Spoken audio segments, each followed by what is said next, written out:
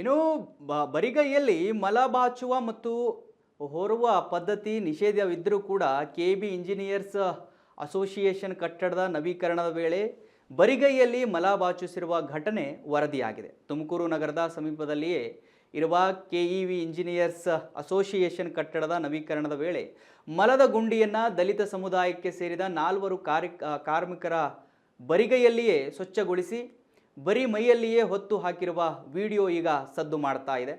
KB engineer ಒಬ್ಬರು ನಮಗೆ ಈ ಕೆಲಸ ಮಾಡುವಂತೆ ನಿಯೋಜಿಸಿದ್ದಾರೆ ಎಂದು ಸ್ವಚ್ಛತೆಗೆ ಇಳಿದಿದ್ದ ಕೆಲಸಗಾರರು ತಿಳಿಸಿದ್ದಾರೆ. ಇಂಜಿನಿಯರ್ ಒಬ್ಬರು ಕೆಲಸಕ್ಕೆ ಹೇಳಿದರು, 3 ದಿನದಿಂದ ಕೆಲಸ ಮಾಡ್ತಿದ್ದೇವೆ. ಮೊದಲಿಗೆ ಮಣ್ಣು ತುಂಬುತ್ತೇನೆಂದು ಕರ್ಕೊಂಡು ಬಂದಿದ್ದಾರೆ. ಅದಾದ ನಂತರ ಇಲ್ಲಿಗೆ ಬಂದು ನೋಡಿದಾಗ ಶೌಚಗುಂಡಿ ಎಂದು ತಿಳಿಸಿದರು. ಹೊಟ್ಟೆಪಾಡಿಗಾಗಿ ಈ ಕೆಲಸ ಮಾಡುತ್ತಿದ್ದೇವೆ, ಈ ಕೆಲಸ ಮಾಡಬಾರದು ಅಂತ ನಮಗೆ ಗೊತ್ತಿರಲಿಲ್ಲ. ಇನ್ನು ಮುಂದೆ ಇಂತಹ ಕೆಲಸಕ್ಕೆ ಕರೆದರೆ ಹೋಗೋದಿಲ್ಲ ಅಂತ ಹೇಳಿ ಕಾರ್ಮಿಕರು ತಮ್ಮ ಅಳಲನ್ನು ವ್ಯಕ್ತಪಡಿಸಿದ್ದಾರೆ.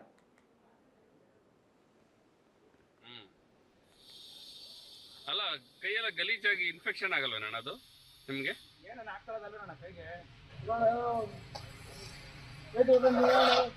ವೀಕ್ಷಕರೇ, ನೀವು ದೃಶ್ಯದಲ್ಲಿ ಗಮನಿಸ್ತಾ ಇದ್ದೀರಿ, ಅದೊಂದು ಮಲಮೂತ್ರದ ಗುಂಡಿರಿ. ಅದು ಈ ಅಧಿಕಾರಿಗಳಿದಾರಲ್ಲ ಪಾಪ ಕಾರ್ಮಿಕರನ್ನ ಕರೆ ತಂದಿದ್ದಾರೆ.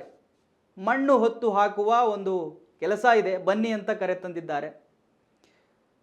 ಪಾಪ ಹೊಟ್ಟೆಪಾಡಿಗೆ ಕೆಲಸ ಮಾಡ್ತಿದ್ದಾರೆ. ಯಾವುದಾದ್ರೂ ಕೆಲಸ ಏನಂತ ಹೇಳಿ ಕಾರ್ಮಿಕರು ಬಂದಿದ್ದಾರೆ. ಬಟ್ ಅಲ್ಲಿ ಬಂದು ನೋಡಿದಾಗ ಕೆಲಸ ಇದ್ದಿದ್ದೇ ಬೇರೆ. ಈ ಕೆವಿ ಇಂಜಿನಿಯರ್ಸ್ ಏನಿದ್ದಾರೆ, ಕೆವಿಬಿ ಇಂಜಿನಿಯರ್ಸ್ ಅಸೋಸಿಯೇಷನ್ ಕಟ್ಟಡದ ನವೀಕರಣದ ವೇಳೆ ನಡೆದಿರತಕ್ಕಂಥ ಒಂದು ಘಟನೆ ಇದು.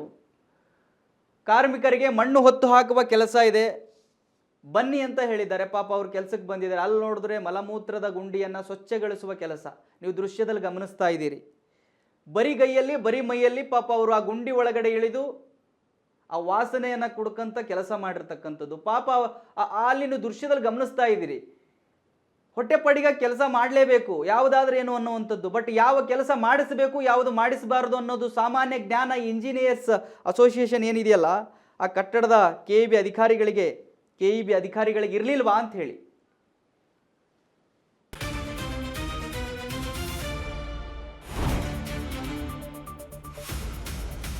ಸಂಪೂರ್ಣ ನ್ಯೂಸ್ 24x7 ಇದು ನೊಂದವರ ಧ್ವನಿ.